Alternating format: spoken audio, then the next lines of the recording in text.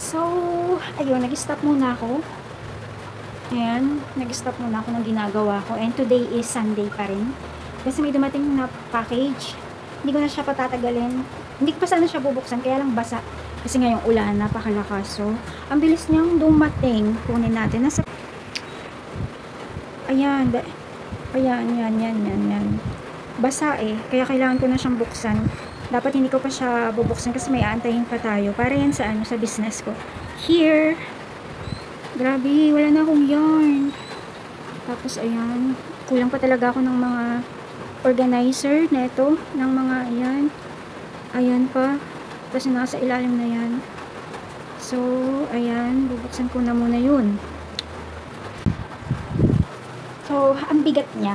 Ayan. Ano to, computer table. Bubuksan ko siya kasi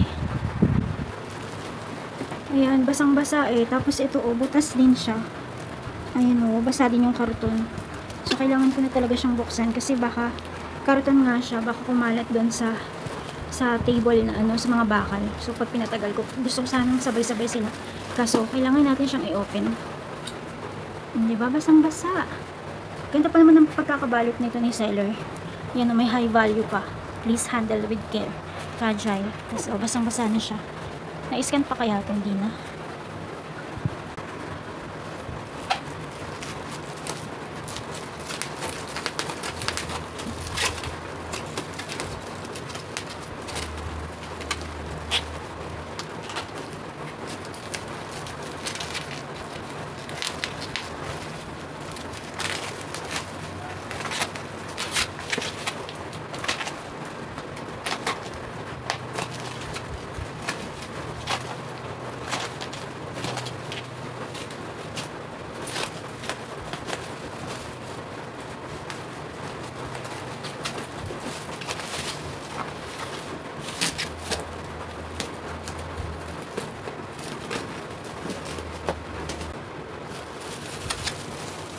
So, ito yung sinasabi ko na kapag nag-open ako ng parcel, ganito ko siya gupitin. So, ayan, itong kalahati na to, gagamitin ko pa sa mga product ko. Sa mga earrings.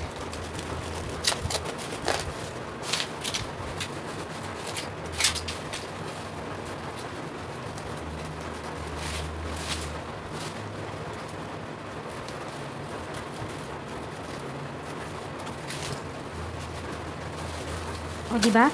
Okay pa kasi yung bubble wrap niya.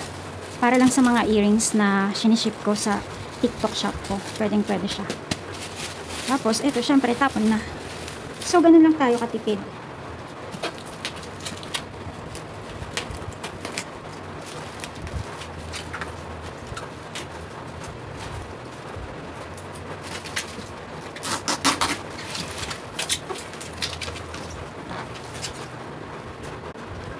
So, ito nabuksan natin. Tadan! O, diba? Ang saya-saya. Meron pa rin akong bubble wrap na magagamit.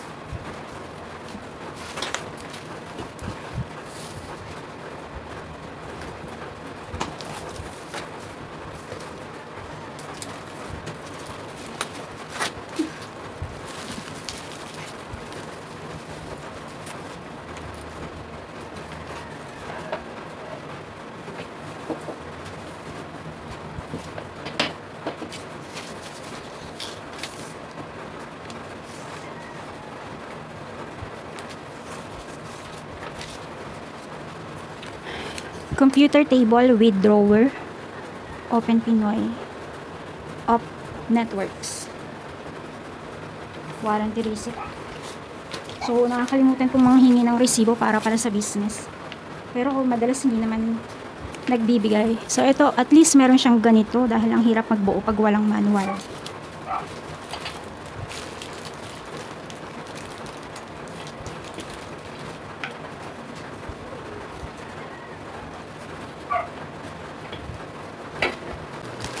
Ito naman yung maliit na package ko.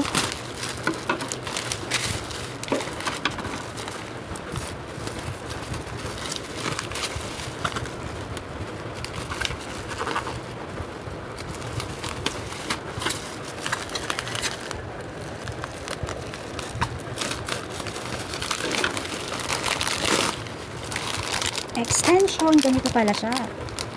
Okay. Sana maganda to, no? Quality sana siya. So, ayan, naka-ready na yung computer table, tapos itong mga extension. So, ang inaantay ko na lang yung computer set, desktop, and printer. Kasi yung printer, nag-aalangan ako parang, parang peke yung shop. Kasi naging inactive na siya doon sa TikTok. Tapos hindi nagre-reply. Nag-chat ako kung ma-ship ba yun. Kasi hindi na ma-visit yung shop nila sa TikTok. So, ayun, mukhang magkakanon na lang ako. Next, na lang. Kasi antayin ko pa kung makakancel ba yun. Ay, naku. Okay.